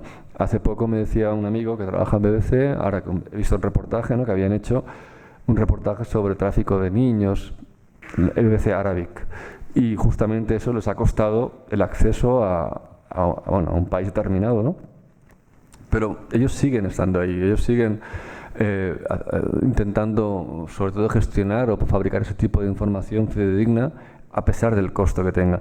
También es cierto que muchas veces tienes que evaluar como periodista hasta dónde puedes llegar, porque al final yo creo que una cosa es la capacidad que tú tengas como medio y otra cosa es lo que tú realmente estás dispuesto a sacrificar como medio. Es decir, si el hecho de que el beneficio o lo que vas a sacar condiciona el hecho de que tú pierdes esa cobertura, digamos, como medio, ¿no?, dentro del terreno. Si tú vas a sacar algo que realmente va a hacer un cambio, va a generar un cambio, pues adelante, pero si tú vas a sacar algo que te va a condicionar y te va a eliminar de ese terreno o de ese entorno, pues yo creo que también como medio tienen la responsabilidad de evaluar eso, porque lamentablemente muchos países te controlan esa información, te orientan esa información, ¿no? Hay muchos países que existe una figura que se llama Minder, que lo que hace es que tú vas a trabajar y tienes una persona que te va fabricando ese mensaje, que te va condicionando ese mensaje, ¿no? Incluso te traduce muchas veces el mensaje que quiere enseñar o que quiere mostrar, ¿no? Y eso lamentablemente cada vez se da más en esos países. O sea, Estado Islámico, por ejemplo, es un grupo que, entre otras cosas, consiguió controlar ese mensaje. Eso es lo que también marcó la diferencia, ¿no? Como grupo, consiguió hacer ese mensaje único y sobre todo controlarlo y eso le hizo la diferencia, le marcó, yo creo, la diferencia respecto a otros grupos. Gracias. ¿Que trabajas en Reuters? No quiero seguir. Que no trabajo en Reuters, pero No, curiosidad. no tengo buena opinión de ellos. ¿No tienes buena opinión? No, pero por algo en concreto. De ellos tengo buena opinión, no de otros. Bueno, luego me cuentas por qué también.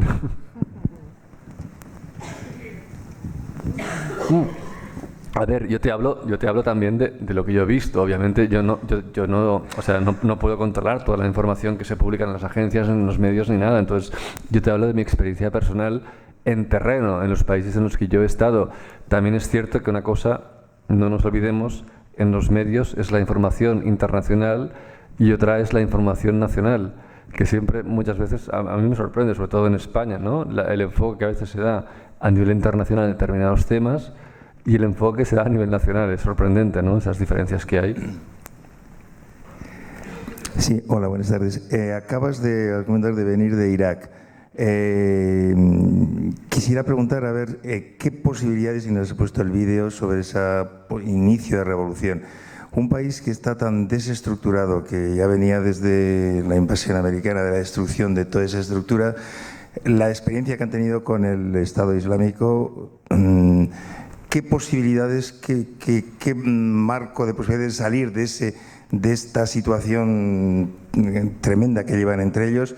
En principio no hay una guerra como puede ocurrir en Siria. Has hablado de la corrupción del gobierno. La parte religiosa entre chiíes y sunitas, ¿hasta qué punto tiene que ver? No sé, y por otra parte está el tema de los kurdos, la influencia que puedan tener. ¿Qué posibilidades en tu opinión, que conoces, acabas de venir, de salir un poco de esa situación tan desastrosa que les ha llevado todo un montón de circunstancias que no han dependido de ellos? Gracias. Sí, yo lo que te puedo decir es que en las protestas había cristianos, por ejemplo, había sunitas, había chiitas y no había ningún tipo de problemas entre ellos. Recuerdo incluso que hicimos un reportaje de un chico cristiano que iba con una mochila con una cruz, iba andando y no hay ningún tipo de problema. Pero sí también es cierto que eso es un sector muy determinado de la población, que son jóvenes, con estudios, y que existe una sectarización, como tú bien has dicho, totalmente religiosa, y que eso se da pues quizás no tanto en Bagdad, pero sí fuera de Bagdad y fuera de otros entornos, ¿no? Y obviamente eso es un problema porque, por ejemplo, yo recuerdo en la liberación de Mosul, uno de los soldados, con un cierto grado militar, me comentó que todos los que habían ahí eran sunitas y todos eran terroristas, todos los civiles que estaban en Mosul, ¿no? Esa implementación, esa historia siempre ha existido, yo creo que lamentablemente siempre existirá, y eso es algo que yo creo que tenían que resolver entre ellos, pero no le veo una salida, a menos que haya ese cambio generacional o esa nueva generación tome ese relevo y haya esa apertura, ¿no? Que yo, vuelvo a insistir, en Bagdad a mí me sorprendió mucho porque no había una diferencia. Me recordaba sobre todo mucho el escenario de Siria, ¿no? Esa cohesión inicial que había, independientemente del tipo de religión que tuvieras, ¿no? Después Siria se sectarizó, pero en un primer momento todo esto me está recordando sobre todo a Siria o a Libia, ¿no? Y sobre todo por la connotación que está teniendo de la población civil, del masacre de la población civil y todo cómo está yendo. Yo creo que si no se baja el ritmo o no hay un cambio, Irak puede desembocar en una nueva guerra civil, sí.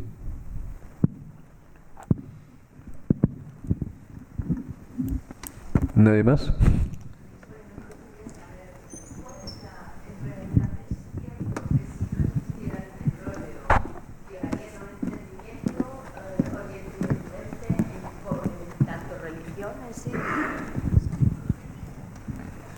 Sí, creo. Bueno, el petróleo, a ver, evidentemente el dinero, el petróleo, los negocios, las armas, todo esto forma parte del entorno de lo que son las guerras y forma parte también a mi entender, de todo lo que genera una guerra. O sea, las guerras básicamente nacen por motivos económicos, por motivos religiosos o por cuestiones de poder, ¿no? De control, territoriales, no hay más. O sea, es un tema que es así.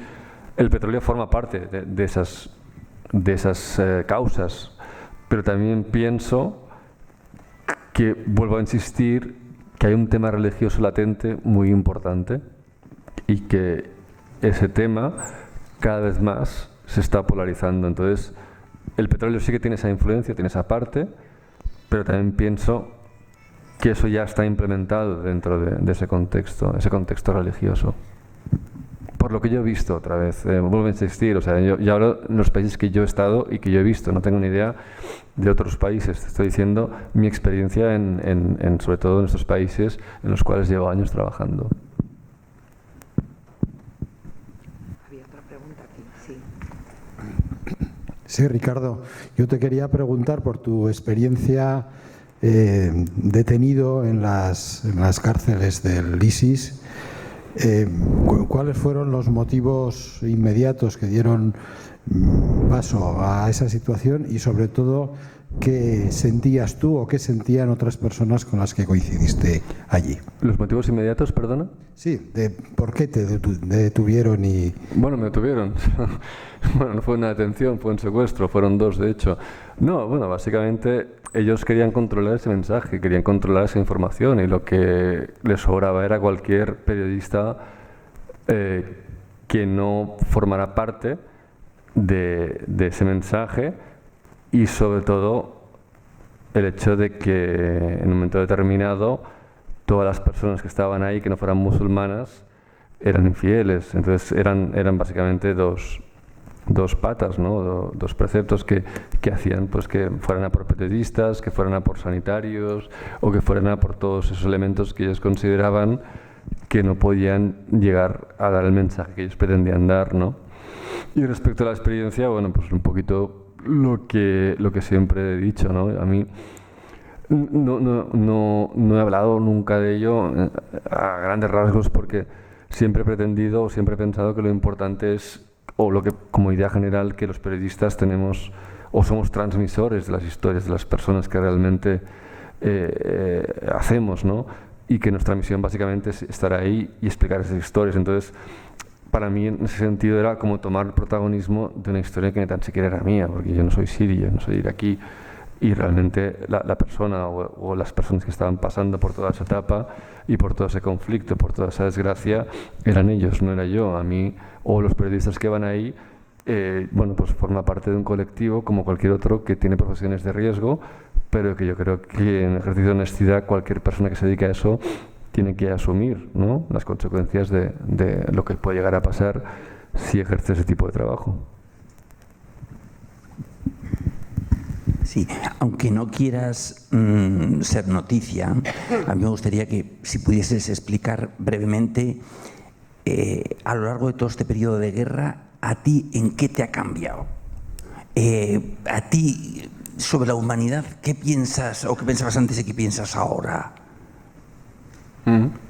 Bueno, yo creo que la guerra saca lo mejor y lo peor de las personas. Saca la parte más altruista, la parte más benevolente, pero también saca la parte más malvada, ¿no? La diferencia para mí es que normalmente estamos aquí en un contexto social en el cual existen unas leyes y existen unos castigos. Entonces la gente actúa en función de esas normas sociales porque hay una educación que te marca, porque hay una ley que te dice no puedes pasar un semáforo porque si pasas un semáforo tendrás una multa de 150 euros o 200 o no puedes correr porque lo mismo, exactamente lo mismo, ¿no? Tienes una penalización. Lo que sucede en una guerra es que todos esos códigos se rompen. Y como se rompen, ya no existen normas sociales. Y como no existen normas sociales, eso hace que afloren los instintos de las personas, más allá de las convenciones o de las leyes, digamos, o de la moral que cada uno tiene. Por eso todo se polariza, todo se extrae y se convierte en extremos, ¿no? Entonces aparece, por ejemplo, un amigo mío que era médico, que es una persona que sacrifica absolutamente todo por ayudar a otras personas y no espera absolutamente nada a cambio, simplemente el hecho de hacerlo, o te aparece el psicópata que forma o se integra parte del Estado Islámico y que lo único que quiere es matar y torturar a la gente.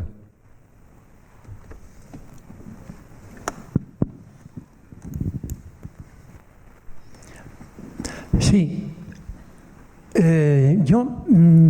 Me cuesta entender, aunque lo has explicado antes, una persona de origen musulmán, de cualquier país de Oriente Medio, que vive en Europa, trabaja en Europa, conoce esto y, sin embargo, pues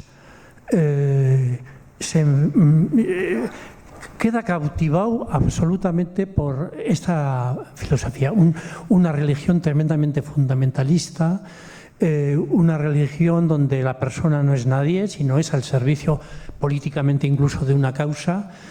Antes has comentado algo, pero me gustaría que te extendieras más, ¿no? Bueno, yo te puedo hablar de los casos que yo he entrevistado, que han sido bastantes, de europeos que o que en un momento determinado se unieron al Estado Islámico, ¿no? Entonces, básicamente lo que yo comenté anteriormente fue eso, que ellos no se sienten identificados con el país en el cual viven, se sienten excluidos de cualquier oportunidad o de cualquier integración. Muchos de ellos, sobre todo, el problema que tienen es que viven en barrios marginales, ¿no? O viven en unas condiciones que realmente consideran que no son justas, y obviamente no lo son, porque todos tenemos o tendríamos que tener el derecho, ¿no?, a la vivienda, a un sueldo digno, todo ese tipo de cosas que parece ser que no están, pero que tendríamos que tener. Y entonces en un momento determinado pues el Estado Islámico pues les da ese proyecto de vida o ese proyecto vital de ser algo, de integrarse en algo. Eso es el sentido de pertenencia, ¿no? Decir, tú vas a formar parte de esto y esto es algo más grande que tú. Entonces es por eso que ellos sienten esa llamada, es por eso que ellos sienten ese mensaje y sobre todo por la capacidad que tiene el Estado Islámico de mostrar la parte amable, la parte buena del Estado Islámico.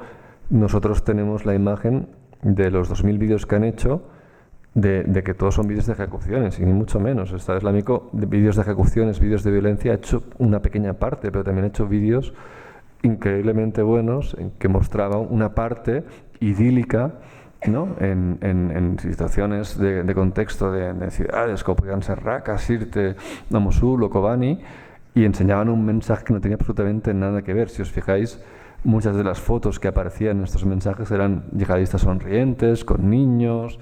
O sea, ese mensaje realmente lo supieron transmitir muy bien. Entonces, yo recuerdo, por ejemplo, el caso de una chica francesa universitaria, hablaba 2 idiomas, su novio también, universitario, vivía en París, y ella se unió al Estado Islámico, y cuando le preguntabas, por ejemplo, por Bataclan, no sé si os acordáis, el atentado ese que hubo en la sala de Bataclan en París, que mataron una burrada de gente, pues decía que eso era propaganda del gobierno francés.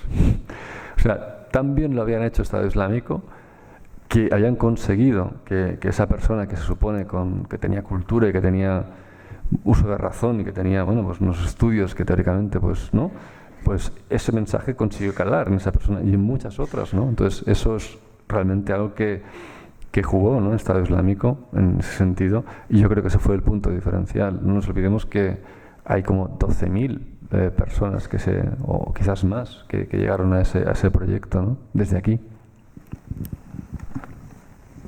Tenemos tiempo para una pregunta más. Sí, yo quería insistir en una pregunta de hace poquito que te decían que desde que fuiste la primera vez hasta ahora has visto muchas situaciones, ¿no?, de guerra, y has contestado en que sabe lo mejor y lo peor del ser humano, ¿no? Pero me gustaría, si te atreves o te apetece compartir con nosotros, en tu experiencia personal, desde la primera vez que fuiste y ahora que has vuelto, si has hecho algún tránsito, si eres más pesimista respecto al futuro de la humanidad, si eres medianamente optimista, si las guerras van a existir siempre, si hay salida, ¿no? A nivel más personal, sé que te pido algo personal, pero si quieres, gracias. Sí, bueno, no, a ver, no tengo ningún problema en compartirlo. Yo creo que la violencia forma parte inherente al hombre. Yo creo que lamentablemente solo hay que mirar los cambios más importantes, siempre se han dado con violencia. Yo creo que es algo que llevamos en nuestra naturaleza, ¿no? Hay algo que nos hace, prueba de ello es que las guerras siempre han existido, desde el principio de la humanidad, siempre ha habido un enfrentamiento, siempre ha habido... Lo único que nos hace ser, o nos lleva hacia un camino racional, vuelve a insistir, es la educación que recibimos y sobre todo el hecho de la moralidad que está subyugada o está condicionada al punto de las leyes que tenemos y los castigos que tenemos. Pero ahora imagínate el experimento este que decía, elimina las multas de tráfico. ¿Tú crees que la gente respetaría los semáforos? La mayoría igual sí, pero habría una gran parte que no. Eliminan los límites de velocidad. Todo eso condicionaría una conducta y eso extrapólalo cada vez a un escalafón mayor. Pasa al siguiente, al siguiente y al siguiente. Y llega a un punto en que dejaría de existir. Entonces se convertiría básicamente en lo que somos, ¿no? En la naturaleza tú lo ves, o sea, ves el reino animal, cómo actúa, cómo funciona. Lo que sucede en las guerras, vuelvo a insistir, para mí es la eliminación de todo ese contexto. Y cuando se elimina ese contexto, pues aparecen realmente las personas altruistas, las personas que quieren hacer el bien, las personas que quieren ayudar al resto, y aparecen las personas que realmente malvadas. Toda la parte esa de maldad que llevamos innata es cuando renace, cuando sale, y eso es lo que yo he visto estos años, eso es lo que me ha enseñado a mí sobre todo, y ver, cuando me preguntas por el pesimismo, ver personas que son capaces de entregar hasta su vida para ayudar a los otros, realmente es demoledor porque sí que te hace creer en el espíritu del ser humano, porque ahí ya no hay nada que te condicione, ahí sí que cada uno actúa como es. Entonces yo he visto ese tipo de personas, también he visto la otra parte, he visto la maldad, la esencia de la maldad, pero eso a mí me gratifica, en ese sentido me da esa esperanza, ¿no? No sé qué decirte respecto al futuro de lo que va a pasar, pero yo creo que sí, que las guerras, la violencia, siempre forman parte de nosotros como raza. ¿Hay una pregunta ahí al fondo? Oh. Ah. Había, sí, la última ya. Sí.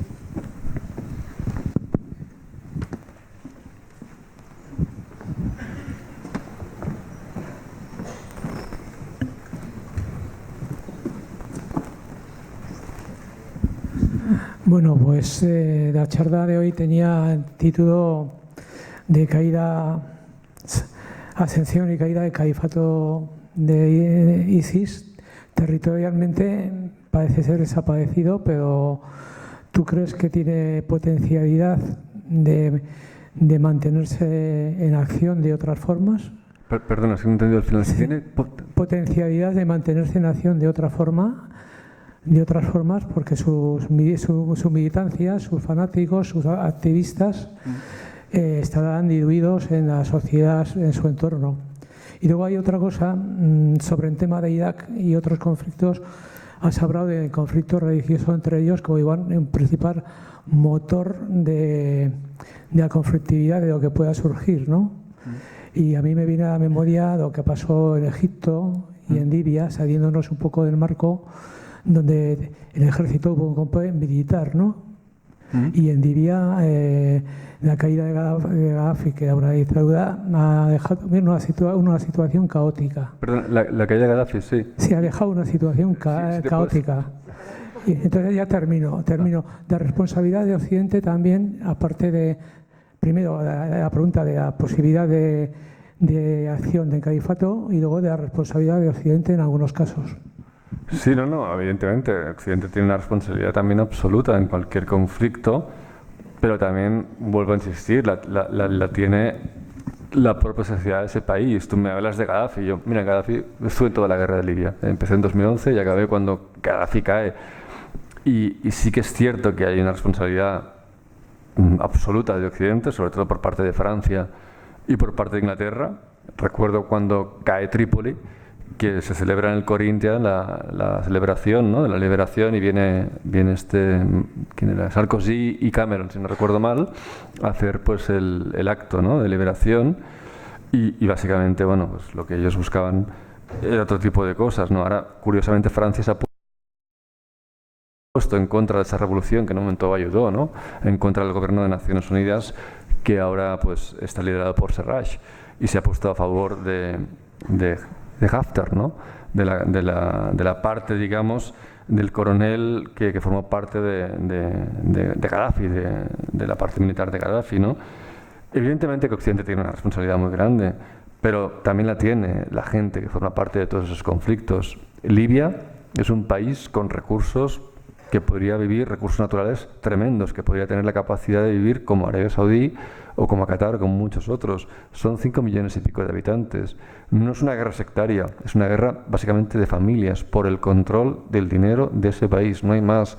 Entonces, en ese sentido, cuando en un momento determinado cae, por ejemplo, en 2011, lo que tú me explicabas, lo decías, yo creo que si se hubieran podido poner de acuerdo y vivirían absolutamente en unas condiciones ahora magníficas, pero no son capaces de llegar a esos acuerdos. Y yo creo que hay una parte siempre de esas sociedades o siempre de esos contextos, igual que nosotros aquí, igual que cuando pasó con nuestra guerra civil, igual que pasó con muchas otras guerras, que la responsabilidad forma parte de nuestra propia responsabilidad.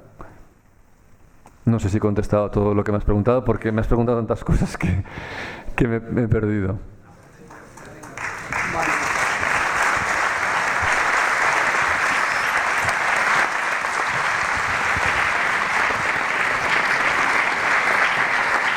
Terminamos. Lo único, gracias Ricardo por A vosotros. Y recordar, antes de que, mientras os ponéis los abrigos, que el lunes... Ay, perdona. Nada.